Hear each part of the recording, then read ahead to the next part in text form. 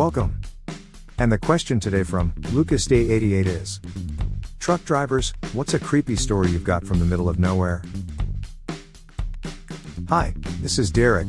I just put the Drama Llama, Fred, back in his llama pen, so that I can do this quick video for you with some of the stuff that Fred found on Reddit earlier today. Oh boy, let's get ready for some drama. Girl Bout Town answered with: not sure if this story is creepy, but it's definitely scary. My father was a truck driver in East Africa in the 80s and early 90s. During the years leading up to the Rwandan genocide, my father was passing through Rwanda. He reached a checkpoint and was forcibly removed from his truck at gunpoint. Apparently he looked like he belonged to the Tutsi tribe, and they put him in a cage with other Tutsi prisoners. He tried communicating that he isn't Rwandan, but no one spoke the same language as him. Every night they would take about 5 people from the cage and slaughter them in front of him. After the third night, he saw a man that spoke a little bit of Swahili, which my dad spoke, and told him that he's not Rwandan and showed him his ID. Somehow that guy got him out and he was handed the keys to his truck and was on his way. Hazelmaya followed up with: Jesus, I'm so glad your dad survived, but my heart breaks for the others.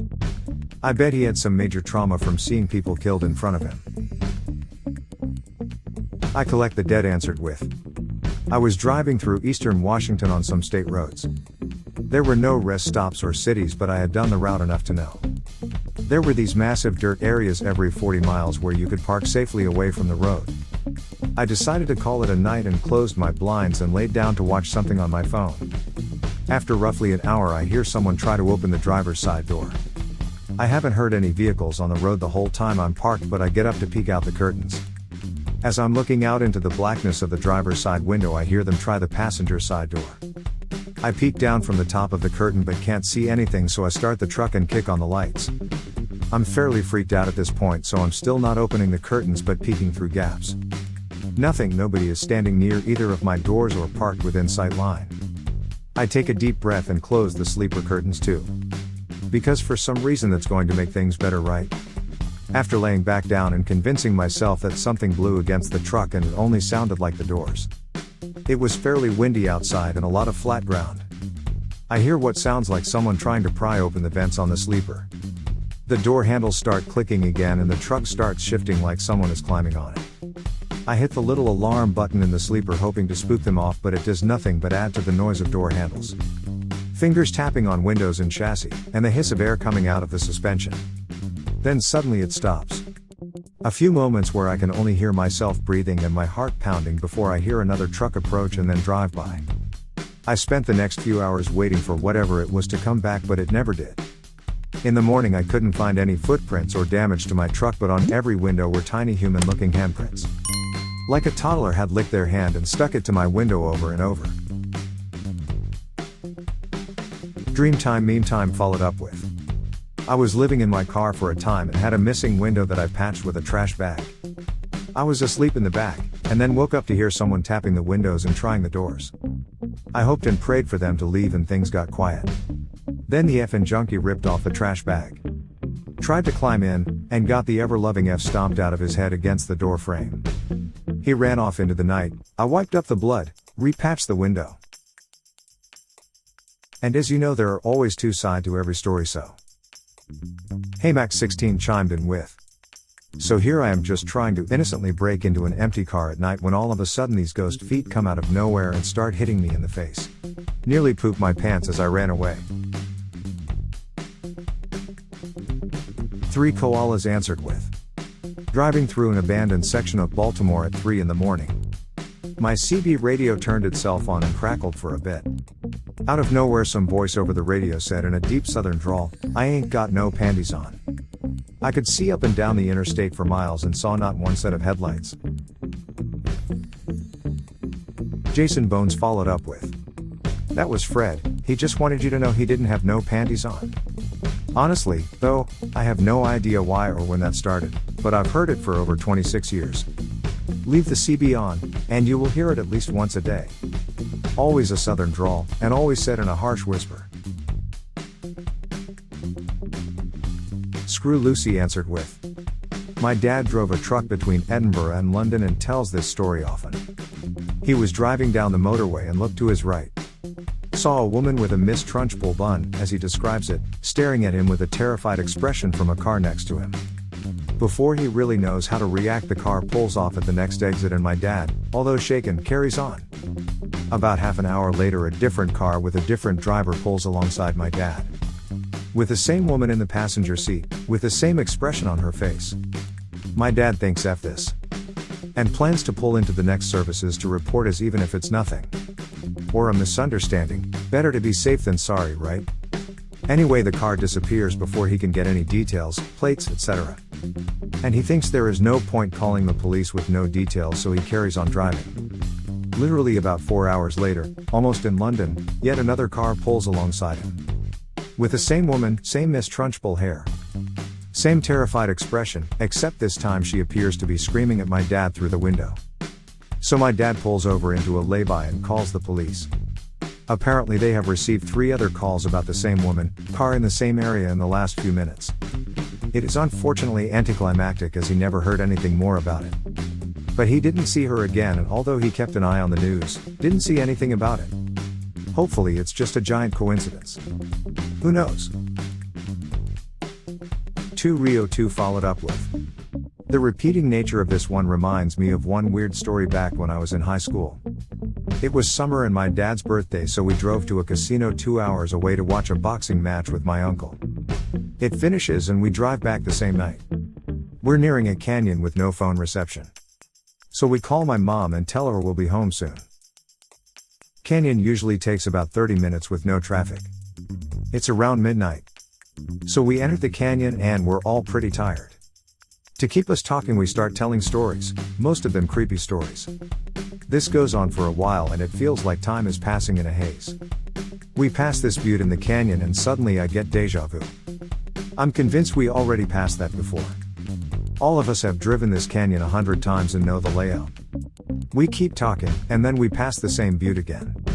This time I pointed out and my dad and uncle notice the time, it's 1 a.m., and we're still not home. So we all start to get a bit freaked out. We stop talking and just watch the road slowly pass by. Now that we're paying attention though, time seems to catch up. We exit the canyon around 1:15 a.m. and call my mom, who is freaked out she hadn't heard from us. We still to this day have no idea where that extra 45 minutes or so went. Electro Chinita chimed in with, "This is freaking terrifying. Guess I didn't need to sleep tonight. Have you checked the map and see if there's any possible and reasonable way you guys did that loop?" Codeman 12345 answered with, "Not a trucker, but I had a college teammate from Miami tell a story that he swears on to this day. He and his girlfriend were making the drive to Naples late night. On a 2-lane road through the Everglades. And had been in a line of cars behind an 18-wheeler for multiple miles. She fell asleep and he was surfing for something to listen to on the radio. Only one station came in clearly enough to be tolerable, so he gave it a listen. The DJ came on and said something along the lines of, 'The stars are extra bright in the Everglades tonight. If you're driving through there, pull off and take a look.' He said he normally wouldn't even think of it, but for some reason felt compelled to that night. He woke up his girlfriend. She was annoyed and didn't want to, but he convinced her it would be worth it. They stopped and just took in the stars for 5 to 10 minutes. He said it was the most amazing sky he's ever seen. They get back on the road and drive another few minutes and come across a massive accident. The truck they were following had jackknifed and took out a handful of vehicles that were following. He said there are multiple fatalities, but I've never been able to find a new story about it to confirm. Probably would have been in 2005-ish. They most likely would have been involved if not for that random DJ on the only radio station to come in that night." Abyss of Dreams followed up with, "Something similar happened to my dad. He used to leave for work at 5 a.m. and drive for a few hours to work. One day, he felt compelled to stop for coffee. He never did this before, and never did it since. But that one day he happened to pass an accident that just happened. He was convinced that the few minutes he took to get coffee were the few minutes that saved his life." Katlenfell answered with, A good buddy of mine is a long-haul trucker for my company. A few months ago, he woke up in a parking lot surrounded by police. Some dude had gotten shot and dumped 15 feet from his truck. Tylerk135 answered with, literally reposting my comment from another thread just like this. I work for a railroad. Not necessarily remote, but sometimes it's just a conductor and engineer cruising along ±10 miles per hour on very isolated, fairly wooded track. I've heard a few older guys mention something about a family. Or a man with a suitcase, something along those lines, don't really remember, walking down the track with no concerns. Constant blowing of the horn, flashing of the lights, etc. Just kept walking down the track. Then disappearing. Near Weatherly, Pennsylvania. I also experienced a pretty intense trip myself one night coming home from New Jersey. Saw my first dead body laying along the rail, which in itself was kinda interesting. Then the only other part of my trip where we were required to run at a slow speed. I heard the craziest blood-curdling scream I have ever heard in my entire life. One of the nights I will probably remember until I retire. Warrior of Internets followed up with, the blood-curdling scream could have been a fox. Those things freak me the fuck out when I hear them in the woods at night, feels like I'm listening to a murder occurring. Floats like Anaxirus chimed in with, I'm Irish and I live in the countryside. One night during summer I left my window open because it was so warm. At about 4 a.m. I was lying in bed on my phone and I heard this effing scream coming from outside. I was effing terrified. There's an old tree fort behind my house and a wee river. I thought it was a effing banshee. I googled the sounds of a few animals and found out it was a vixen. Never been as scared in my effing life. 135 for anyone who's interested. Dr. Coward answered with, the obligatory not a truck driver but a second-hand story I heard. My great uncle drove big trucks, living in the middle of nowhere. Sometimes people would leave trash on the road. And since he had a big truck, he'd just smash into said boxes or paper and continue on. One day he was coming up on a cardboard box and just had the urge to swerve and miss this one. He misses it and passes by with no incident, looks in his rear view to look at the box. And out pops a kindergarten-age little kid. That just heads back to their house as nothing happened. Plant Kid followed up with, Jesus, my heart sank just reading that. I can't imagine what went through his mind as he saw that kid pop out, bewildered. Lemon Catnip Cupcake chimed in with, yeah, I definitely expected it to be a box of puppies or kittens. And I'm learning the hard way people do shitty things, like toss animals in boxes on the road. Glad no one was hurt. But don't run over boxes, y'all. Sometimes people do throw out animals in boxes, and apparently sometimes kids hide in boxes. Skill Gannon answered with, driving through a national park in the middle of the night going through a slow stretch at about 30 kilometers per hour. Every so often I think I see something out the window and beside me. Just a glimpse of movement. When I look though I don't catch it. Finally on about the third time I whip my head around. And this time I recognize it's a huge black wolf following alongside my truck just off the highway. I only saw it for a few seconds before I had to focus back on the road, but it was absolutely lovely yet unsettling.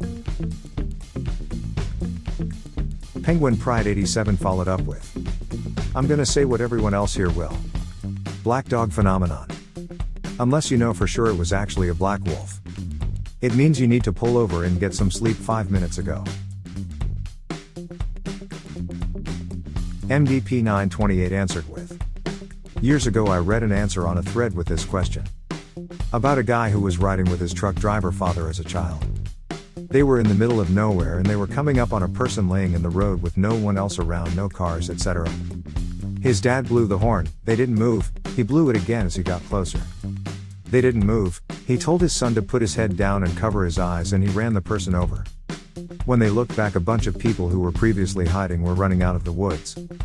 And the gist was that his dad knew it was a setup for a robbery or worse and wasn't chancing it with his child in the car. No clue if it was true or not, but I think about that story all the time. And finally, Comic 300 followed up with, I've heard various stories like this one. The one that stood out to me the most is my aunt's friend was driving through New England and decided to take a lesser taken road. It was close to sunset and he's going through these woods like you would any road. He comes around this one bend in the road and sees this car just stopped in the road. Kind of off to the side with the horn blaring. There was someone passed out on the steering wheel. He wanted to stop and help, but something just kept tingling up his spine. He slowed to get next to the car, but something inside him made him book it. In his rear view mirror, he saw a large group of people are staring at his car as he drove away. Including the guy that was at wheel. Well, there you have it. A perfectly great question answered by a bunch of fine and honorable citizens. Help support this channel by smashing the like and subscribe buttons. And hit that silly little bell as well to ensure you get the latest videos as they come out. Fred is always finding stuff for me to post regularly. So this is Derek signing off. Thanks for watching. Good grief, it sounds like Fred is out of his pen again. I think he found more drama for me to share with you. See you soon.